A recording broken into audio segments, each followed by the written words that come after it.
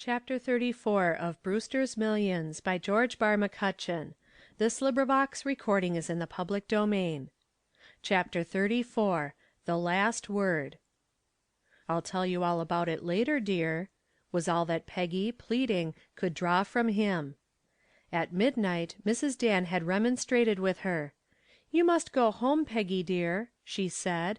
"It is disgraceful for you to stay up so late. I went to bed at 8 o'clock the night before I was married." "And fell asleep at 4 in the morning," smiled Peggy. "You are quite mistaken, my dear. I did not fall asleep at all. But I won't allow you to stop a minute longer. It puts rings under the eyes, and sometimes they're red the morning after."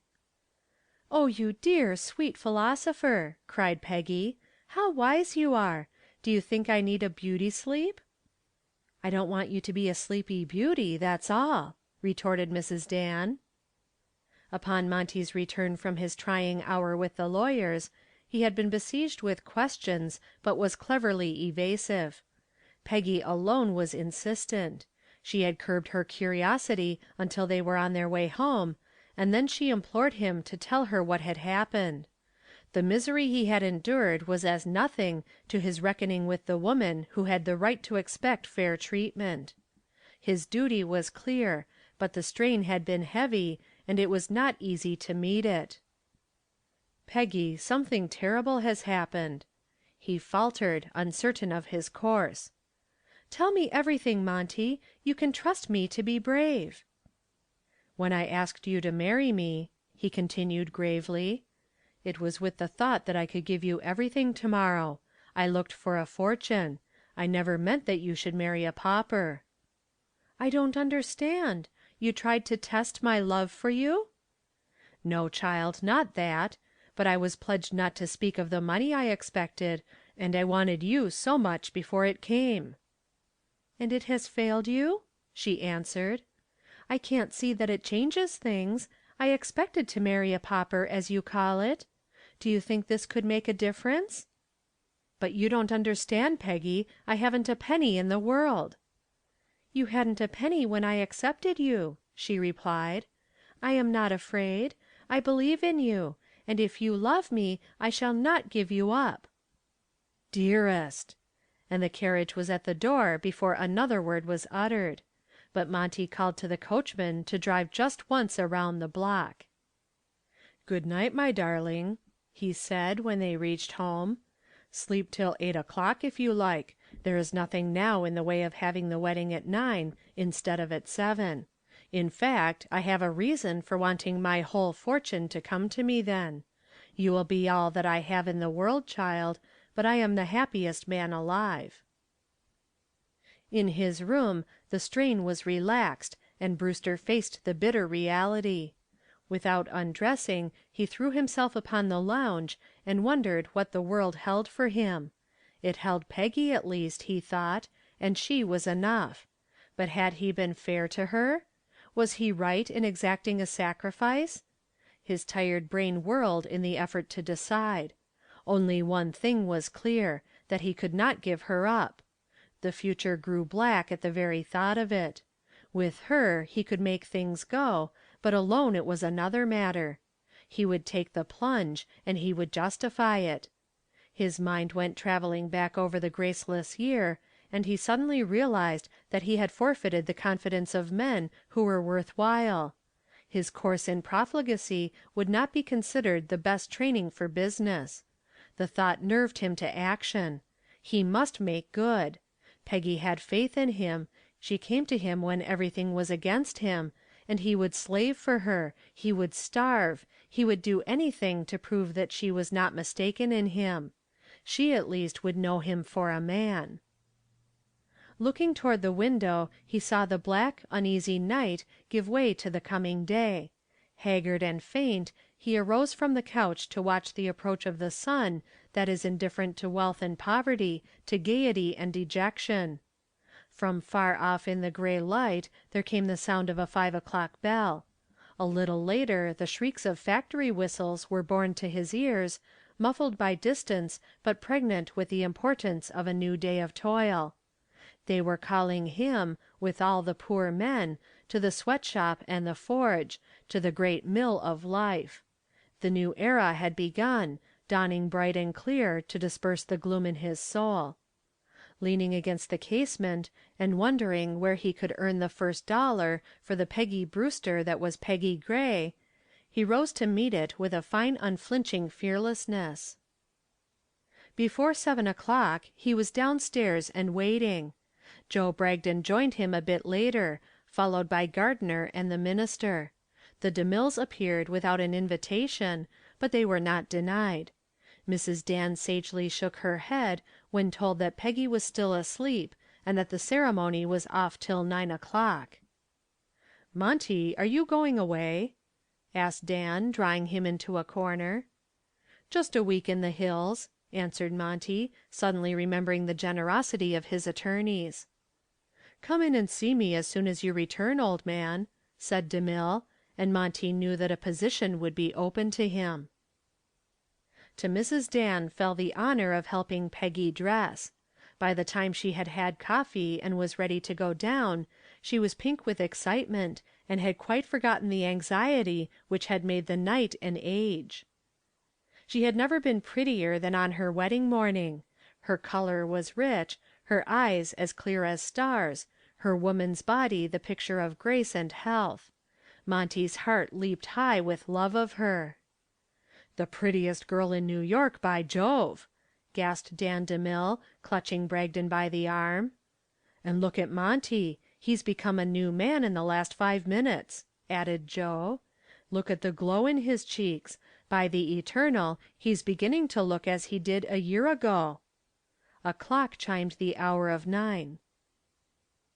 "The man who was here yesterday is in the hall to see Mr. Brewster," said the maid, a few minutes after the minister had uttered the words that gave Peggy a new name. There was a moment of silence, almost of dread. "You mean the fellow with the beard?" asked Monty, uneasily. "Yes, sir. He sent in this letter, begging you to read it at once." "Shall I send him away, Monty?" demanded Bragdon, defiantly. "What does he mean by coming at this time?"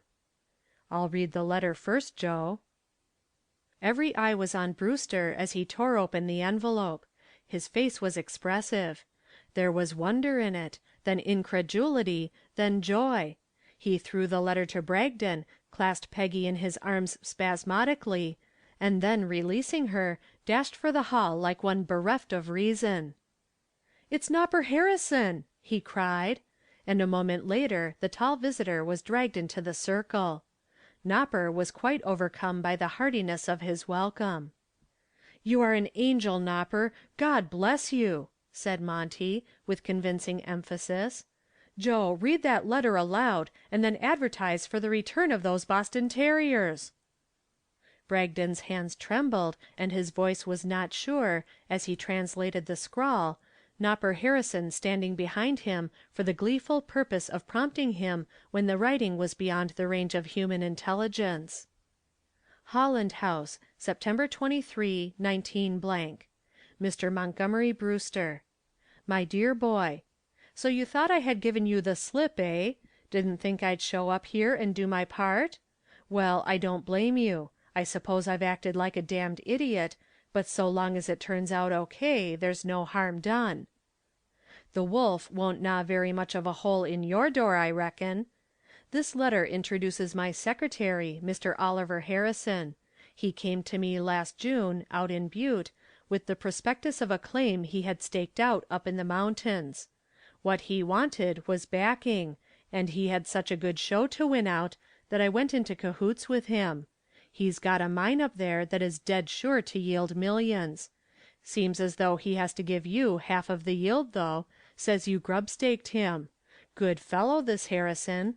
Needed a secretary and a man of affairs, so took him into my office. You can see that he did not take me up into the mountains to murder me, as the papers say this morning. Damned rot. Nobody's business but my own if I concluded to come east without telling anybody in Butte about it. I am here, and so is the money. Got in last night. Harrison came from Chicago a day ahead of me. I went to the office of G&R at 8 this morning, Found them in a hell of a stew. Thought I'd skipped out or been murdered, money all gone, everything gone to smash. That's what they thought. Don't blame 'em much. You see, it was this way. I concluded to draw out the terms of the will and deliver the goods in person. I got together all of Jim Sedgwick's stuff, and did a lot of other fool things, I suppose, and hiked on to New York. You'll find about $7 million worth of stuff to your credit when you endorse the certified checks down at Grant & Ripley's, my boy. It's all here and in the banks. It's a mighty decent sort of wedding gift, I reckon. The lawyers told me all about you. Told me all about last night, and that you were going to be married this morning.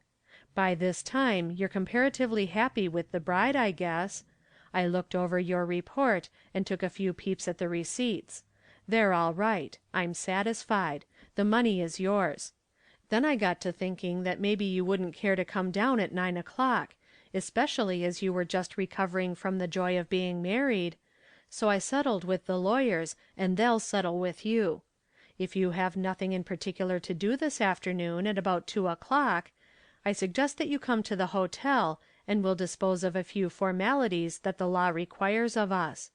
And you can give me some lessons in spending money. I've got a little I'd like to miss some morning. As for your ability as a businessman, I have this to say. Any man who can spend $1 million a year and have nothing to show for it don't need a recommendation from anybody. He's in a class by himself, and it's a business that no one else can give him a pointer about. The best test of your real capacity, my boy, is the way you listed your property for taxation. It's a true sign of business sagacity. That would have decided me in your favor if everything else had been against you. I'm sorry you have been worried about all this. You have gone through a good deal in a year, and you have been roasted from Hades to breakfast by everybody. Now it's your turn to laugh. It will surprise them to read the extras today. I've done my duty to you in more ways than one. I've got myself interviewed by the newspapers, and today they'll print the whole truth about Montgomery Brewster and his millions.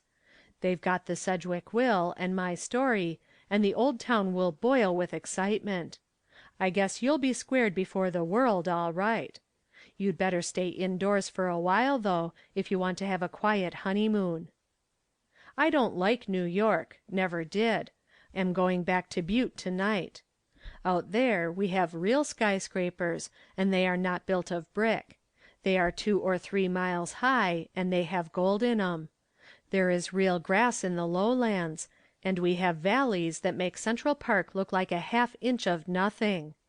Probably you and Mrs. Brewster were going to take a wedding trip, so why not go west with me in my car? We start at 7:45 p.m., and I won't bother you. Then you can take it anywhere you like. Sincerely yours, Swearingen Jones. P.S. I forgot to say there is no such man as Golden. I bought your mines and ranches with my own money. You may buy them back at the same figures. I'd advise you to do it. They'll be worth twice as much in a year. I hope you'll forgive the whims of an old man who has liked you from the start. J. End of chapter 34. End of Brewster's Millions by George Barr McCutcheon. Recorded by Trisha G.